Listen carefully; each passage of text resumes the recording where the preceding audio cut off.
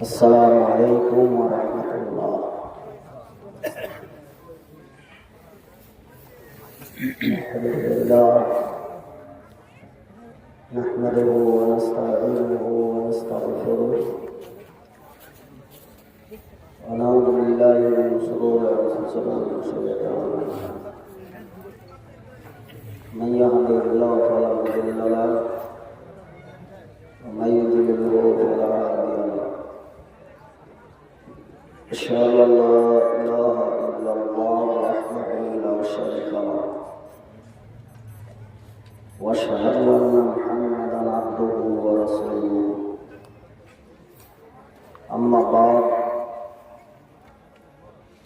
أعوذ بالله من الشيطان الرجيم. بسم الله الرحمن الرحيم. قل يا أيها الكافرون لا أعبد ما تعبدون. উপস্থিত সমস্ত মুসলিম সমাজ ও সামনে বসে থাকা জ্ঞানী গুণী সম্মানিত শ্রোতাবৃন্দ, পর্দার আড়ালে বসে থাকা মা বোন আরো কিছু,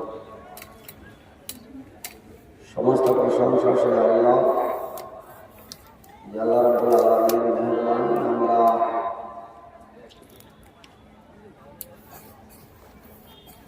জানুয়ারির 2 তারিখ দিবাগত রাত্রি একটি কোরআন হাদিসের মজলিসে বসার তৌফিক দান করেছেন। সে মনিবের শুকরিয়া আদায় করি আলহামদুলিল্লাহ।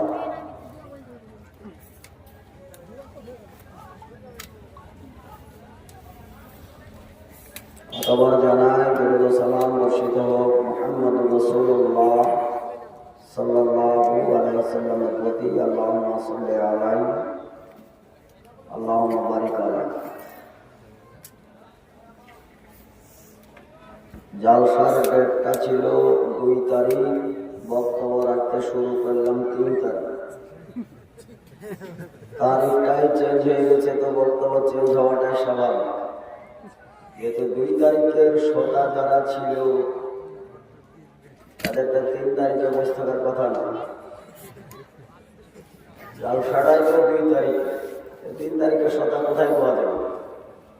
বক্তাও 2 তারিখের ছিল, বক্তাও যেহেতু 2 তারিখ ওভার হয়েছে, 3 তারিখের বক্তার যা অবস্থা, শ্রোতার অবস্থা সবই বেহাল। এখন আমরা শ্রোতা ও বক্তা 2 তারিখের লোক না 3 তারিখের? ঘড়ির দিকে তাকান, 3 তারিখ। আমরা যে দেশে বাস করি, ও আমরা যে দেশে বাস করি বললে তো আবার সোশ্যাল মিডিয়া যাচ্ছে, তাহলে আমি যেন ভিন্ন দেশের বলে আবার পথ আমার ব্যাপারে আবার বিশাল ইগো আছে। কথা মাপযোগ করে বলাও খুব মুশকিল। বন্দুকের গুলি আর মুখের গুলি বেরিয়ে গেলে তো ফেরত নেওয়া যায় না। কথা বেরিয়ে গেলে আর ঘোরাবো কি করে? এর কোনো রাস্তা নেই। যদি ভুল হয়ে যায় আর তারপরে যদি ভুল স্বীকারও করা হয় তো ক্ষমা করতে বিরাট বাধা হয়। এর জন্য নিজের গোগালে সব তালাক হয়। অনেক গিন্নিরা ভুল করার পরে ক্ষমা টমা চায় না, হাত পা ধরে আমার ভুলেছে, ক্ষমা করা, আমি এর কাজ করবো না, কান ধরে ওঠা বসা করে, তারপরে যা তো তালাক দিলাম। মানে তালাক গুলো হয় কিসের কারণে? ও এখন সোশ্যাল মিডিয়ায় যে মোবাইল, এতে গোপনে একটা টিপস আছে। 50 বছরের মুরব্বী, সামনেকার দাঁত ফাঁকা হয়ে গেছে। খাসি ছাগল দাঁতার আগে দাঁত ফাঁকা হয় না? এই দাঁত সেই খাসি ছাগলের দাঁত না, এ হচ্ছে অন্য দাঁত, ভেঙে গেলে বেরাবে না। সে এই ফুচকা বিক্রি করতো, মেয়েদের কিন্তু এটা মুখরোচক খাবার ফুচকাটা। একদিন দুদিন করে ফুচকা লেনদেন করতে করতে 50 বছরের বুড়ো 26 বছরের যুবতী একটা মেয়েকে পটিয়েছে। ফুচকাতে প্রেম বিনিময় করার পরে আর দাঁড়িয়ে থাকতে পারেনি, বিয়ের পিড়েতে বসেছে। এখন তো সোশ্যাল মিডিয়া, তারা বলছে যে হাবু এই মেয়ে, এই মুরব্বীটা কে হয়? তো তার বলা উচিত ছিল আমার দাদু হয়। সে মুখটা নিচে করে বলছে তার সঙ্গে আমি বিয়ে করেছি, আমার স্বামী। আচ্ছা, 26 বছরের মেয়ে 50 বছরের লোক, স্বামী মানাই না দাদু মানাই? পিড়িতে মজিল মন কি বাহানি কি বড্ড দেখা দেখি না। একে জিজ্ঞাসা করছে আপু তোমার তো একটু রুচি থাকা দরকার, সামান্য হলেও তো একটু রুচি থাকা দরকার। তোমার 26 বছর বয়স, ডাবুর ডুবুর চেহারা, আরে বুড়ের ধাপ টুকে তুমি কি করে পছন্দ করলা? সে বলতে পারবো না। প্রতিদিন ফুচকা কিনতে যেতাম আর আমাকে খুব ভালোবাসে ফুচকা দিত, কারণ ফুচকাতে কি যে মিশিয়ে দিয়েছে কি কি, ওর সাথে আমি পাগল হয়ে গেছি। এখন শেষ সীমানে পৌঁছে গিয়ে এখন তার কেটে গেছে, এই তারটা জোড়া দিচ্ছে। তার কেটেছে মানে তার বুঝাচ্ছে আর একটা তার ছিল, তার স্বামী আছে। ওই স্ত্রীটার মুখে হাসি ফুটাবার জন্য সে সৌদিতে খাটতে গেছে, 5-7 বছর আসেনি, তাই এই ফুচকাওয়ালার সঙ্গে এখন এসে মেতে উঠেছে। এটা আজকের খবর। বাংলাদেশে যত কীর্তি সব দেখবেন বাংলাদেশে। হুজুররাও যেমন ওখানকার খেজুরগুলো কেজে হুজুর আর কেজে খেজুর বোঝা যায় না। ঠিক বললেও ঠিক, ভুলে যদি বলে তাও সুতরাং ঠিক। আর বিভিন্ন গানের ডিজাইন চলছে। এইটা হচ্ছে আমাদের পশ্চিম বাংলা আর ওটা হচ্ছে পূর্ব বাংলা। তো পূর্ব বাংলার ঢেউ পশ্চিম বাংলায় আসবে কি আসবে না? আমাদের এই স্টেজে গান হয় না, হয় না, হয় না? একটা বক্তার নাম বলি যায়, লাল দাড়ি বললি বুঝে যে ওই মালেরই নাম করছে। আমি তার নামটা নিতে চাই না, যেহেতু লাল দাড়ি বললি যখন বুঝতে পারা যায়, মাঝে মধ্যে আবার দাড়ি কালো করে, রং বদলায়, গিরগিটি টিকটিকির মতো রং বদলায়। কোনো সময় কালো দাড়ি, কোনো সময় লাল দাড়ি, কোনো সময় শয়তানের দাড়ি। বেদের মেয়ে জোসনা আমায় কথা দিয়েছে, 80 বলে জোসনা ফাঁকি দিয়েছে, গান বুঝে স্টেজ। আর একটা মেয়েরই বক্তা আছে, সে আবার গীত বলে। বাংলাদেশের তাহিরি হুজুর সহ আরো হুজুর আছে, তাদের জিকিরের মধ্যে দমের জিকির হচ্ছে হিপ হিপ হিপ। আরে হিপ্পি হিপ্পি করছে, তারা মিডিয়ার লোক ধরে চলেছে। আচ্ছা ভাই, আপনি ওটা বলছিলেন কি হিপ্পি হিপ্পি করছিলেন? জানা ওটা দমের জিকির, ওটা আপনারা বুঝতে ভুল করেছেন। আল্লাহ আল্লাহ আকবার এরকম করছিলাম। আচ্ছা, আল্লাহ আকবার এটা বোঝা যাচ্ছে না? এটা টোটালি তা না, ও হিপ্পি হিপ্পি করছে। তো শ্রোতারা শুনিয়ে চলে যাচ্ছে। তাহিরি একটা চালিয়ে বলছে চাটা খাবো, অনুমতি আছে, একটু খা। কি রঙ তামাশা চলছে এসব?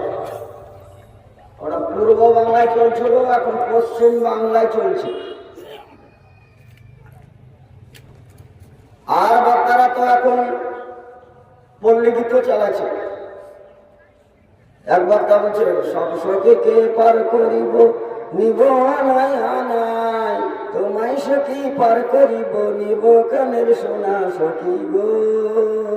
আমি প্রেমের ঘাটের মাঝি, প্রেম ছাড়া কিছুই বুঝি না। শুনেছেন না? শোনেননি? আর আমরা শুনছি, শ্রোতারা শুনছি, শ্রোতারাও কিন্তু কোনো প্রতিবাদ করে না। সভাপতি সাহেব তিনিও প্রতিবাদ করেন না, আলেমরাও প্রতিবাদ করে না। সোশ্যাল মিডিয়ায় এগুলো যাচ্ছে, সবাই তাল নামে শুনছে। ওদের মনে কি বলে শ্রোতা বেশি।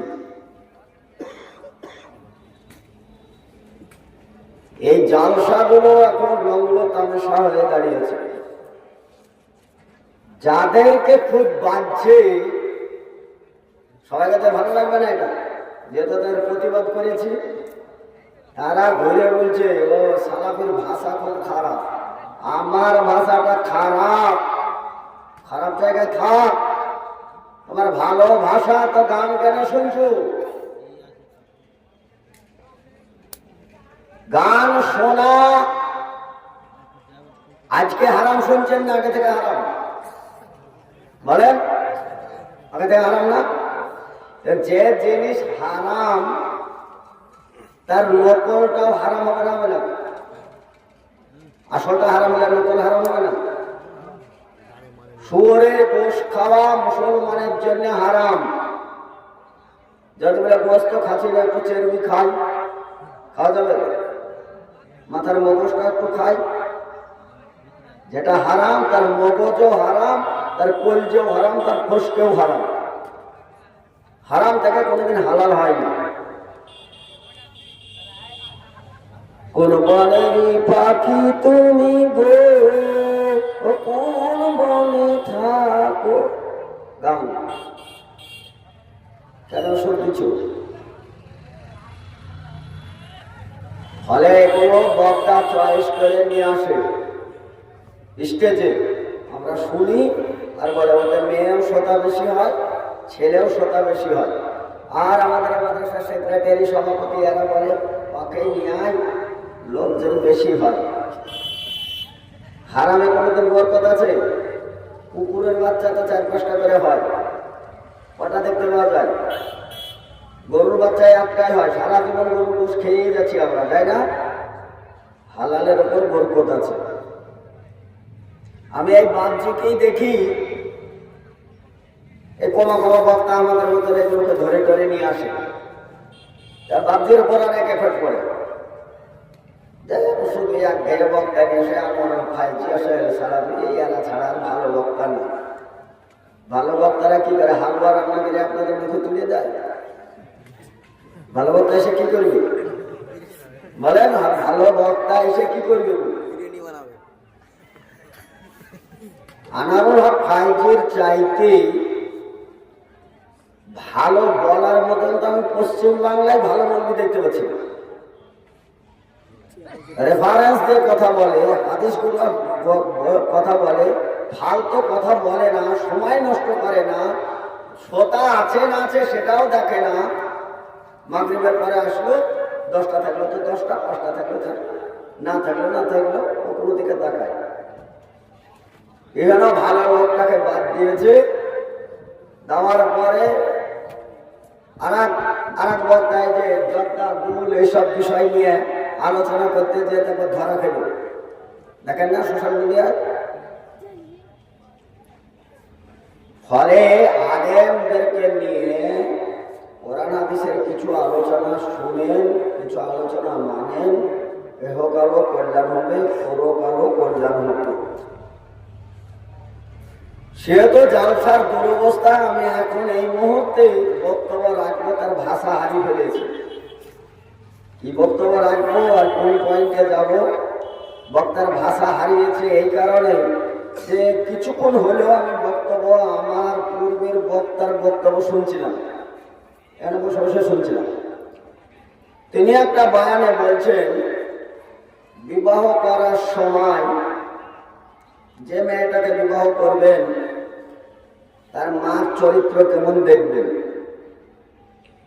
তার দাদির চরিত্র কেমন দেখবেন, তার নানির চরিত্র কেমন দেখবেন, তার ফুপুর চরিত্র কেমন দেখবেন, তার খালার চরিত্র কেমন দেখবেন। এই চরিত্রগুলো দেখে যদি বিয়ে করেন তাহলে আপনি ঠিকঠাক জায়গায় বিয়ে করতে পেরেছেন। আর এগুলো যদি ঠিকঠাক না থাকে তাহলে জানবেন যে আপনার বউ আপনি বিবাহ ঠিকঠাক জায়গায় করেননি। এটা বলছিল না?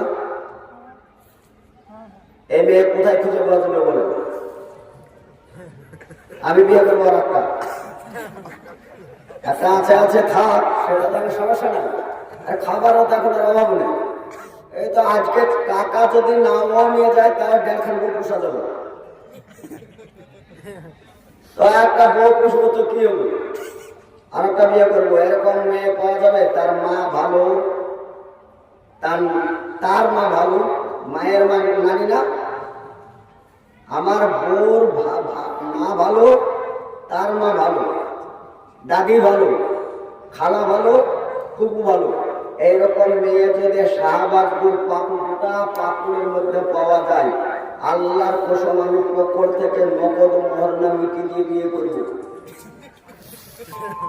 একটা এরকম চরিত্রবান বউ আমার দরকার। আচ্ছা, আপনারা বিয়ে করেছেন এরকম? যে বক্তা বায়াম ছাড়লো, আমার মনে হয় কিছু কথা বুঝবে। বিয়ে পরেশগার বিয়ে করে পরেশগার বউ খুঁজতে গেছিলাম। আমার বয়স যখন 21 বছর, তখন থেকে তো আমি সাবাল লোক, মনে হয় কি সাবাল লোক না? 21 বছর বয়স, ভিতর ভিতর বউ খুঁজছি, মানে মনে মনে আমি জানবো আর যাকে খুঁজবো সে যেন জানতে পারে। গোপনে তখনও চাষা করতাম, বয়স আমার অল্প থাকলে তখন আমি চাষা করে বেড়াতাম, জালসা করতাম করে প্যান্ডেলে এই স্টেজ থেকে নামতাম, নেমে মেয়ে কোনটা ভালো ওই মেয়েদের দলে ঢুকতাম, যে ভালো মেয়ে একটা বিয়ে করবো, কোন মেয়েটা ভালো। তো দেখতাম যে বুর্খা টুর্খা গায়ে দিয়ে আছে, এই মেয়েটা মনে হয় ভালো হবে।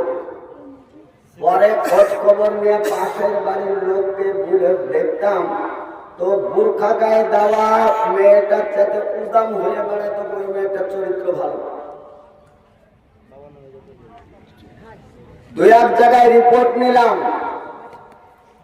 মৌলবি বলে বিয়ে করেছে মেয়ে, মৌলবি তাকে বিয়ে করেছে ছেলে।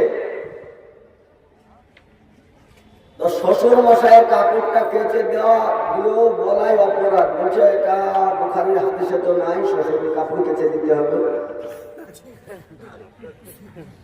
শ্বশুর মাথায় হাত দিল। শ্বশুরের একদিন জ্বর হয়েছে, আর শাশুড়ি বলছে বৌমা একটু পানিটা গরম করে দাও, তোমার শ্বশুরের খুব জ্বর। ওই এতগুলো হাদিস কোরআন পড়ে আমি তো কোনোদিন দেখতে পেলাম না যে শ্বশুরকে পানি গরম করে দিতে হবে। যে কথাই বলে সে কথা বুখারী আগে দেখে, দেখার পরে কতটুকু সেবা করতে পাবো কি পাবো না, এইতে বাড়িটাকে অতিষ্ঠ করেছে। নামটা শেষে বলছি, শেষে বোমা স্বামী স্ত্রীর দাম্পত্য জীবনে বোমার এখন পেটে বাচ্চা, বোমা এখন ভারী কাজ করে না, বাড়ির লোক করতেও দেয় না। 1-2 করতে করতে করতে বোমার যখন বাচ্চা হওয়ার সময় হয়েছে, এখন অ্যাম্বুলেন্সকে ফোন করতে হবে। তার শাশুড়ি বলছে বোমা ছটফট করছে, তো অ্যাম্বুলেন্স ডাকো।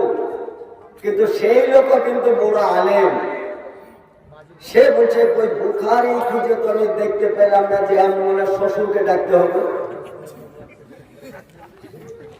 তারপরে বলছে যে ডাক্তার নিয়ে যাও, ওষুধ নিয়ে এসো, বয়ে বয়ে ছটফট করছে।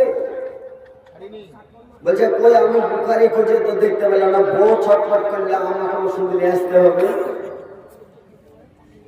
আলেমের পাল্লায় পড়েছে, ওর 12টা বাজি দিয়ে শেষ মাস পা ধরে ক্ষমা চেয়ে বলছে আমার ভুল হয়েছিল, ভুল পদক্ষেপ এবারকার মতন ক্ষমা করেন। ফ্যামিলিটাকে জানেন? গল্পটা আমি যে বললাম কোথাকার গল্প এটা জানেন? এটা আব্দুল্লাহ সালাফির বাপ ইসমাইল শামসিকে চিনতেন? এনার বাড়ির খবর বললাম। আমার লেকচার ফেকচার দেখে অনেকে পছন্দ না করলেও পছন্দ না করারই কথা, কারণ আজকাল সব বিচারে চামড়ার হয়। আমার তো মাশাআল্লাহ যে চেহারা দেখতে পেয়েছেন, তখনও যা ছিলাম এখনো তাই আছি, রং তো বদলাই না। আল্লাহর দেওয়া পাকা রং, তখন এত দাড়ি মাড়ি একটু ফুরফুরে হয়েছিল, তো চামড়াগুলো একটু টান টান ছিল। এখন চামড়া আসতে ঢিল হতে হতে এখন বাদুর মুখ হয়ে যাবে, কিছু করার নেই। দুনিয়ার লোকের হবে, আমারও হবে, এটা তো ঠেকানো যাবে না, এটা প্রকৃতির নিয়ম। দাঁতগুলো এখন হাসছি, সামনে দাঁতগুলো আছে, কখন দেখা যাবে দাঁত ফক করে পড়ে গেছে, ফক করে কথা বলছে বলছে অনেক। যে নানি দাদিরা টান টান করে একবারে সুরমা দিত, এরকম গরুগুলাকে সুরমা করতো, মুখটা প্লাস্টার করতো, হেলদোলা জুতো করতো, রাস্তায় চমচম করে হেঁটে বেড়াতো। ওই দাদিরা এখন কথা বলতো তো কিশমিশ হয়ে গেছে, এগুলা চোখের এটা নেমে এখানে এসছে, এই চামড়াটা এখানে নেমে এসছে, কোথাকার চামড়া কোথায় গেছে আল্লাহ ভালো জানছে, নিজে আর জানেই না। দাঁতটা একটাও নাই, আজ একটা মারি ঝুলে এখন দাঁড়িয়ে গেছে, অবস্থা খারাপ। দুনিয়ার এই সকাল আর এই সন্ধ্যা, সকালবেলায় টানটুন, বিকাল বেলায় একবারে বাদুন, কিসের অহংকার। ফলে চিন্তা ভাবনা ছিল বিনা পণে বিয়ে করবো, পরেশগারে বিয়ে করবো, ভালো বিয়ে করবো। খুঁজলাম বউ, খুঁজতে খুঁজতে খুঁজতে এই 21 বছর বয়স, তখন খুঁজতে খুঁজতে 28 বছর পর্যন্ত বউ খুঁজেছি।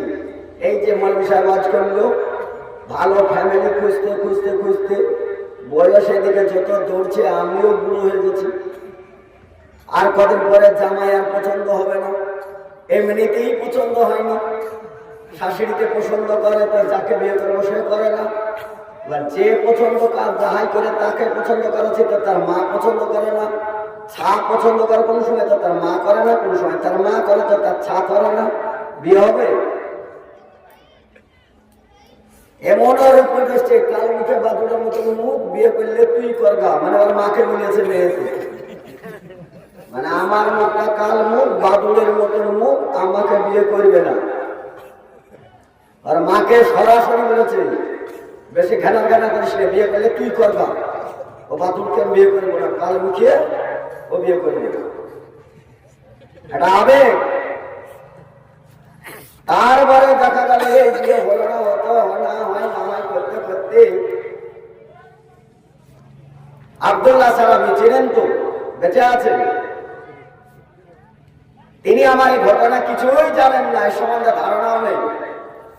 উনি এক জায়গায় বক্তব্য রাখছিলেন, আর সেই সময় আমি সভাপতি ছিলাম। ওনার বক্তব্যতে আর সভাপতিতে একটু ডিফারেন্ট হয়। উনি সরাসরি তখন জেল থেকে ছাড়া পেয়েছিলেন, আমি একটু নাম দাম করলাম, দেখেন এর আগে খবরে দেখেছি, টিভিতে দেখেছি। আজকে আমাদের কি সৌভাগ্য, আর সালাফি সাহেবকে ডাইরেক্ট আমরা জালসাই পাবো। আজকে জালসাই দেখবো, আপনারা তেনার জ্ঞান গর্ব বক্তব্য শুনেন। আসুন আপনি, সুবহানাল্লাহ, স্টেজে এসে প্রথমে বলছে, সামনাসামনি বেশি যে নাম করে হাদিস এসছে, তার মুখে ভরে মাটি ভরে লেপে দেবে না। আমি নাম করেছি সভাপতি, কারণ আমার মুখে মাটি ভরে লেপে দিতে হবে, হাদিসের কথা। সালাফি সাহেবের বক্তব্য, আমার তো অতগুলো লোকের মধ্যে ছোট হওয়া আর ছোট করা আমার সানের খেলা। আমি কিন্তু সেই সময় খুব মেজাজি ছিলাম, এখনো ভালো লাগে না আমার ওসব কথা শুনতে।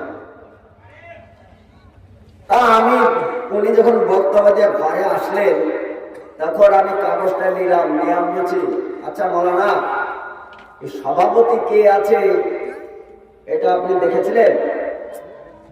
না, তো সভাপতি হচ্ছে আমি, সভাপতিটা হচ্ছে, এদিকে কান্দেন, সভাপতি হচ্ছে আমি। আমি আপনাকে সুনাম করে তুললাম, আপনি অতগুলো লোকের সামনে বললেন যে বেশি নাম সামনাসামনি নাম করে তার মুখে মাটি ভরে লেপে দাও। হাদিস বুখারীর হাদিসে আমার মুখটা লেপে দিলেন। আমি যেহেতু সভাপতি ছিলাম, ভালোই করলেন, এই গ্রামে সবাই জানলো যে সোহেল সালাফির মুখে মাটি লেপে দিয়ে চলে গেছে আব্দুল্লাহ সালাফি। সকালবেলা আমি শুনতে হবে, শোনেন, এই 1 নম্বর ভুলটা আমি করেছি, আপনার সুনাম করে তুলেছি। 2 নম্বর ভুলটা আপনি করেছেন যে এতগুলো লোকের সামনে আপনাকে অপমান করেছেন। 3 নম্বর ভুলটা আমি করিনি, যেহেতু সভাপতি ছিলাম, আপনাকে নামিয়ে দিলে নামিয়ে দিতে পারতাম। এই ভুলটা আমি করিনি। এখন বলছি আপনি আমাকে 1 ঘন্টার মধ্যে এসে এই এলাকায় আমার মান সম্মান উঠালেন কেন? আপনি আমরা কে এত অধিকার দিয়েছে বলেন? বলেন যে কেউ সভাপতি থাকলে তো আপনাকে এইভাবেই উঠাতো, তাহলে আপনি এভাবে বক্তব্য রাখবেন? এই এলাকায় একটা প্রতিষ্ঠানের আমি হেড, আমি মাদ্রাসাটা চালাই। সকালবেলা হলে চায়ের দোকানে বলবে সোহেল সালাফের মুখে মাটি ঘুষিয়ে দিয়ে চলে গেছে আব্দুল্লাহ সালাফি, আপনি তো বসে চলে যাবেন, আমার অবস্থাটা কি হবে? মাইকে যে বলেন চলেন। উনি তার বিষয়টা বুঝতে পেরেছেন যে না, বিষয়টা আমার একটু গোলমাল হয়ে যাবে। খুব ভালো লোক, আরে ভাই মনে কিছু করো না, ওটা আমি একটু মিস্টেক হয়েছে বলতেই ও আমার খবরাখবর নিয়ে দেখলো যে এর বিয়ে শাদী হয়নি। ভালো, লালগোলা একটা কনফারেন্স ছিল, ওই কনফারেন্সে আমার দাওয়াত, উনিও আছেন, আরো সব লোক আছে। আমি যাওয়ার সঙ্গে আমার বুকের সঙ্গে জড়িয়ে ধরে নিয়ে বেশ আদর কদর হলো, বেশ কথাবার্তা হলো, ভালোই কথাবার্তা বলার পরে ওই লোকগুলোর সামনে ঘোষণা দিল যে সোহেল সালাফিকে আমি ভাইরা করে নেব। ভাইরা মানে কি? শ্বশুরের বেটির সাথে বিয়ে দিবি?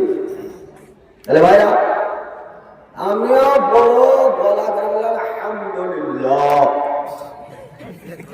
বিয়ে তো কেউ করেনি, একটা সুখবরিষ্ঠিত বড় মৌলবীর কাছ থেকে অফার এসছে, ছেড়ে লাভ নাই। বড় মৌলবীর ভাইরা হতে পারলে আলহামদুলিল্লাহ। বউ দেখার আমার আর দরকার না, কারণ বউ যদি আমি দেখতে যাই তাহলে তো আমার দুর্দশা, বিয়ে হচ্ছে না। আমি না দেখেই পাগলি করলাম। দেখেন আপনি বড় আলেম, এতগুলো লোকের সামনে ভাইরা বলছেন বিয়ে দিতে পারবেন তো? হ্যাঁ বিয়ে দিতে পারবো না মানে? চলো কবে যাবো বলো, ডেট করুন। আচ্ছা হুজুর ডেট করার আগে তাইলে আমার বাপকে সঙ্গে নিয়ে যায়। ফতোয়া দিচ্ছে দেখেন, হ্যাঁ বিয়ে করার আগে তোমার বাপ দেখতে পাবে, পরের বিটি বেপরদা ভাবে দেখা যায়? তা তো বলা ঠিক। বড় আলেম, গোটা পাড়ায় যে মেয়েরা ঘুরে বেড়াচ্ছে, দেখা কোনো অসুবিধা নেই, মাথা থেকে পা পর্যন্ত গোটা দেখে আসেন, কোনো অসুবিধা নেই। বউ হিসাবে দেখতে গেলে অসুবিধা, এরা কারোর বউ হবে না হবে না? ভালো আলহামদুলিল্লাহ। আমি আবারও বললাম আলহামদুলিল্লাহ, একটা বউ পাবো রে জন্মে, একটা বউ পাবো যেটা আমার বাপ পর্যন্ত দেখার অধিকার রাখে না, তাহলে তো কুঠির মধ্যে ভরে থাকে। এইরকম একটা বউ যদি পাই তাহলে তো আমার ভাগ্যের ব্যাপার। আমি বক্তব্যটা রাখছি, কালকে কিন্তু ওরা শুনবে, শুনবে না?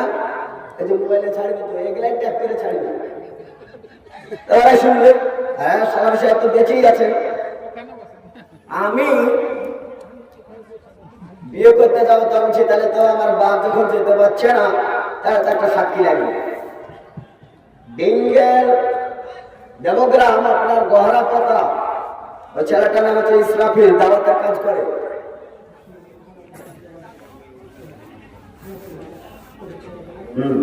একটা ছেড়ে বল, একটা বোঝানো থাকবেন তো ইনশাল্লাহ বলেন, একটু জোরেই বলেন ইনশাল্লাহ। আলহামদুলিল্লাহ, এই শতাগুলো আমার, এটা 3 তারিখের শতা, অসুবিধা নেই। রস্তম আজ করি, আজ করবো না, কারণ শতাও কম আর বক্তার তো এই অবস্থা। পিছনে সব বক্তা সকলে টেনে দিয়েছে, জীবনের গল্প শোনা। ওই বক্তার জন্য বলছি, ওই বক্তার যেগুলো বললো বিয়ের কথা বলো। তাই ইসরাফিল আমার ক্লাসমেট, ভালো বুদ্ধি রাখে, দাওয়াতের কাজ করে। সাক্ষী হিসাবে তো এই লোককে নিয়ে যেতে পারা যাবে। হ্যাঁ চলো, তোমার বিয়ে হচ্ছে, এটা যদি সাক্ষী দেয় এটা প্রচার। এ টাকা চলে এসছে, যেগুলো আসে না ওগুলো নিব নিয়ে জালসা ছেড়ে দেবো, এগুলো পরে বলছি। তাহলে ইসরাফিলকে নিলাম, আমি সরাসরি বলছি টাকা পয়সা বেশি নাই, 1400 টাকা পকেটে নিয়ে যাচ্ছি, মহারানা দিব। আর 200 টাকা আছে পকেটে, ভাড়া দিয়ে যাওয়ার আশা। 1400 টাকা কিন্তু মহারানা বাঁধবেন, তার বেশি কিন্তু বাঁধতে পারেন না। আমি তো কিছুই নিব না, ওইটুকু আমার সমর্থ, তাছাড়া নেই। এইটা আমি 2000 সালের কথা বলছি, 2001 সালে বলি। গেলাম। এখন বউটা দেখতে এসে কাটছাট করে বলছি, বউটা দেখতে এসে যে কোনো মেয়েটা এসে সামনে বসলো, মেয়েটার নাম আমি জিজ্ঞাসা করতে সারাক্ষণ ঢুকেছে। আমি বলছি আপনি বললেন আমার বাপকে নিয়ে আসি, তখন বললেন যে তোমার বাপ বিয়ে করার আগে দেখতে পাবে, আমার বাপকে আসতে দিলেন না। তা আপনি দুলা ভাই হিসাবে কে মেয়েটাকে দেখতে পাবেন যে আপনি ঘরে ঢুকছেন?